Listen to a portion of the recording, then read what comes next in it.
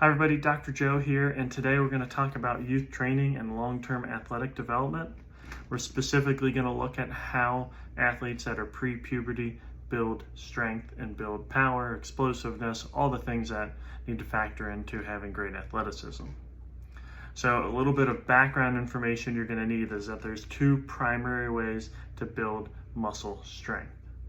You can either increase the literal size of the muscle. That's a larger cross-sectional area, so it has more ability to contract and produce force because it just has a essentially better mechanical advantage because of the number and size of the fibers. The other way you can increase strength is you can improve how you recruit and use that muscle. This is usually referred to as motor unit recruitment. And when we train, when we lift weights, we actually get more efficient in how we activate and use that muscle, and that will increase the amount of weight we can move, which shows us an increase in strength.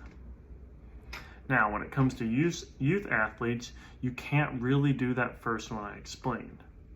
So if you look at this research article here, you're going to see that for athletes who are pre or early puberty, there really is no effect on muscle size, so you don't get muscle hypertrophy. That's primarily because before puberty, these athletes don't have testosterone, they don't have growth hormone, they don't have high levels of these hormones that are used to build muscle fiber.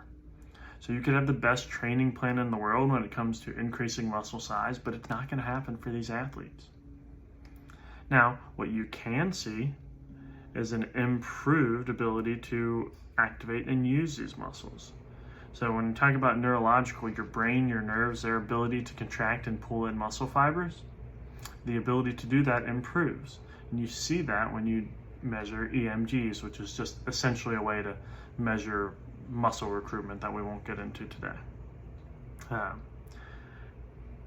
What you are mostly relying on in athletes is that type of change. But if we're trying to, again, build athletes and not just people who can move weights around, then you want to focus on not just improved activation of these muscle fibers, but activation in different planes of resistance, different movements, different athletic abilities. And that's when we get into sports specialization.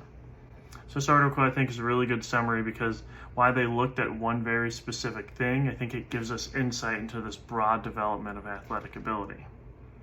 So what they do here is they took athletes who specialized in one specific sport and they compared them to athletes that played multiple sports.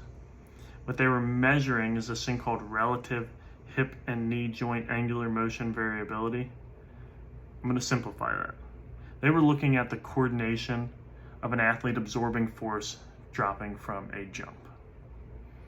And so when they measured each group and then ended up comparing each, they found that the sport specialized group had increased coupling variability. So they basically had a wider range of how well they were going to coordinate that movement. In this case, that's a negative. Because when that range is wide, it means you're not controlling things the same way each time, which means you're potentially at a higher risk of injury because if you don't control your knee or your ankle or foot position when you drop from a jump, that's going to send the force somewhere that might create some damage to tissue. But those who played multiple sports basically had higher coordination of that. And again, this doesn't mean that they specifically were practicing this exercise as part of these sports. This is just saying that a group of athletes that does one type of movement versus a group of athletes who does a bunch of different type of movements in different sports, this group and the bunch of different types of movements gets overall better coordination. And that's going to apply regardless of what sport you play. Even if you're hitting golf balls, playing tennis, your ability to move, your ability to angle the club face or the racket to these fractional degrees to put the ball where you want it, that is going to be affected by increased athleticism. So that has to show when we're doing training for long-term athletic development in athletes that are pre-puberty. Hope that helps create some understanding.